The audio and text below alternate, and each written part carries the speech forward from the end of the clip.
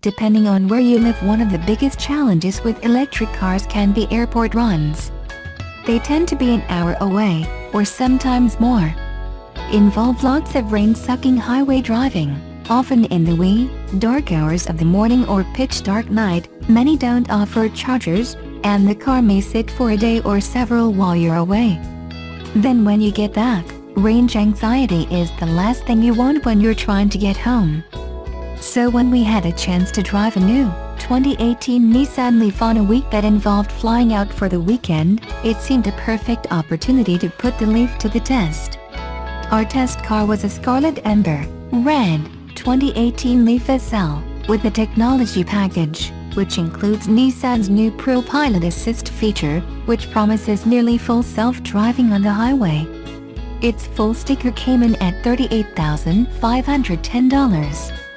We needed to make a trip out of town for 2 days, flying out of tiny Westchester Airport outside New York City. It's only 37 miles from home by major highways, which seemed like it should pose no challenge for the Leaf's rated 151-mile range driving back and forth, with plenty of extra to account for the few miles it might lose sitting over the weekend. It was also clear, though, that to catch a 6 a.m. flight, driving on the highway in the dark after a night that had dipped below freezing, I would use more than the 37 miles of range that we'd actually be driving. So headed off, a little after 4 in the morning, about 20 minutes after we'd planned. To make up for lost time, of course, we set the cruise control on the dark highway to just shy of 80 mph, bearing in mind that with a trip home 2 days later, we'd have to watch the mileage to make sure we didn't burn through more than half, to leave some margin for the trip home, especially considering that the trip to the airport is mostly downhill hills we'd need to go back up to get home. This shouldn't have been a problem. The cruise control button on the Leaf is labeled with blue, offset concentric circles, using Nissan's Pro-Pilot Assist logo. Turning it on automatically activates the full suite of Pro-Pilot Assist functions, dynamic cruise control and lane guidance. Forward collision warning with automatic emergency braking is always on. You can deactivate the steering assistance using another button low on the left side of the dashboard. As you drive, you can feel the system tugging at the wheel as you try to keep the car centered in the lane, but Pro-Pilot Assist does a better job than most at keeping the car between the lines without weaving down the lane like a bowling ball between kiddie bumpers. If you keep too light a touch on the steering wheel, though, it will trigger an alert and eventually shut off the steering assist, thinking your hands aren't on the wheel. Its interpretation that you aren't paying attention. We found it overly worrisome, nagging us like an overbearing nanny, and eventually turning its back. When you change lanes using the turn signals, the auto steering stands down and lets you move. Strangely, the car beeps when the system picks up the new lane lines and re-engages. It would make more sense to us if it beeped to let you know it when exceeded control. The steering itself did deliver better feedback and weight than the original Leafs did, though, and we enjoyed diving into corners and feeling the car grip as the battery weight kept it comparatively level. When we left home, with a full charge, the car showed 138 miles of range, so budgeting for the trip home, we kept an eye out for when the car approached about 75 miles of range, to leave a little margin. Very little, as it turned out. At the exit before we needed to get off the highway for the airport, the car showed 78 miles of range. It's another 6 miles to the exit, so we slowed down and shut off the heat, not wanting to hit that magic halfway mark on the battery and get stranded a few miles from home on the way back. In the airport parking lot, it showed 72 miles, and with no electric car chargers at the airport, we worried all weekend about the uphill slope on the way back. In the end, we needn't have worried. Alternate back roads to and from the airport are scenic and relaxing, and much less straining on the battery. The evening was warmer too, and we didn't need the heater on the way home. We took the highway about halfway home, to reach the most scenic back roads and set the Pro-Pilot Assist to just short of 70 mph for big energy savings. Reaching home, the car showed 53 miles left on the battery, about what we expected before we left. It returned a not-so-good 2.9 miles per kilowatt efficiency for the trip. Two morals stand out from this story, though. If you're driving an electric car, leave plenty of time so you don't have to rush and burn range unnecessarily. And don't worry so much whether electric cars can do what you need to do. It's usually pretty obvious ahead of time when they can't.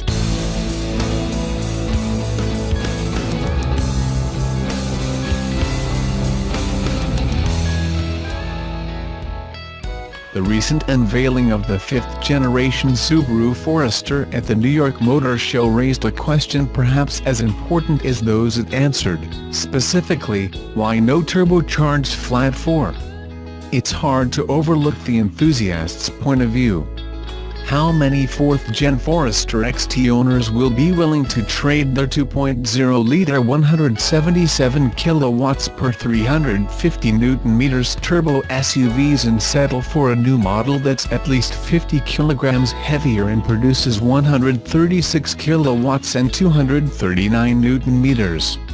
Not forgetting the new Forester's FA25 direct-injection 2.5-liter flat 4 makes its peak torque figure at a relatively picky 4,400 RPMs, way higher than what the old turbo engine generates peak twist. Subaru pretty much pioneered the performance SUV genre with the Forester GT back in the late 90s and has not deviated significantly from the strategy until now. Putting aside the disappointment of enthusiast customers for a second, we need to question how Subaru is going to meet tougher consumption and emission regulations in the form of Euro-7 compliance due in 2021 with an Atmo engine in a circa 1,600 kilograms SUV. We don't yet have an official consumption figure for the fifth-gen car that's due in Australia in September, but even if it improves slightly on the current number of 8.1 L/100 kilometers, that's unlikely to cut it in the face of tougher CO2 legislation, even with the addition of a plug-in hybrid joining the lineup sometime in 2019. We'll sat with Mr. Tomoyuki Nunome, project manager of the fifth-gen Forester, along with the Mr. Toru Ozeki who led design, at the New York Motor Show and asked why the new 2.4-liter turbo petrol flat 4, as fitted to the US market 7-seater Ascent SUV, was not part of the lineup for the new model. The response, through an interpreter, was that the Atmo 2.5-liter was deemed entirely appropriate for both the performance parameters and the target market. The turbo engine, we were told, was not necessary. When pushed about tighter emission standards, and the need to reinvigorate a model during the course of its life, Mr. Nunome simply declined to comment on future product plans. The takeout from this? It would seem that perhaps reasons of hierarchy are why the new turbocharged 2.4-liter engine, which makes 194 kilowatts and 376 Nm in the Subaru Ascent, is being reserved for the large SUV. Will a lower boost version, tuned for even sharper economy, make it under the bonnet of the new Forester sometime after the plug-in hybrid is launched? We think so. And we hope so.